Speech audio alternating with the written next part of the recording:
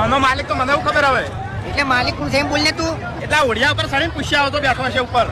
પહેલી વાત તો મર્યાદાથી વાત કરવાની. મારું નામ છે બંકો. મર્યાદાથી વાત કરવા વાળા કેટલાય આવે તમારા જેવા મેળામાં. અને કેટલાય જતા રહેતા છે. હા, એટલે જતા રહી પોત દાડા આવી છે પોત દાડા જતા રહી. તારા એ 17 આયા છે નાનો 18મો છે બરાબર છે. ઓએ પણ ભારે પડી જાય. એટલે કાકા તમારે શું છે? ટિકિટ લેવાની હે.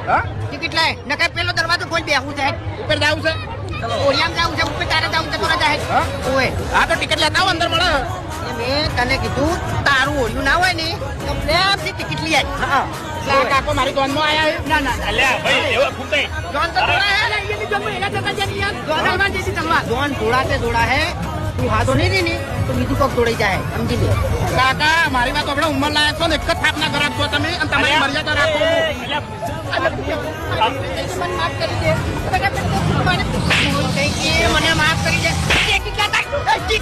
કાકા મારી વાત સાંભળો. કેટલી વખત કહેવાનું તને સાંભળો મારી વાત. મારા ઉપર હાથ ઉપાડીને બહુ મોટી ભૂલ કરી છે. હે? ઓય હવે તાકાત હોય ને તો મેળામાં ફરજો.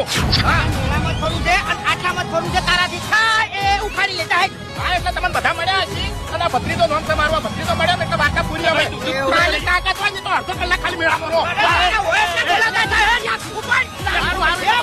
ભાઈ તું નીકળી જા ઓ અમે તમારી મરવાની તો ઉંમર થઈ જ છે અને હવે એટલે સમજાવો ક્યાં લાલ પાઘડી વાળો ત્રીજો લીલી પાઘડી વાળો અને ત્રીજો પીળી પાઘડી વાળો ત્રણે મારા ભૈયાથી તારાથી થાય એવું ખાઈ લે અને જેટલા હોય ને એટલે બોલાવતા જાય બરાબર નહીં કોઈ બોલાવા ભાઈ તું જા અડધો કલાક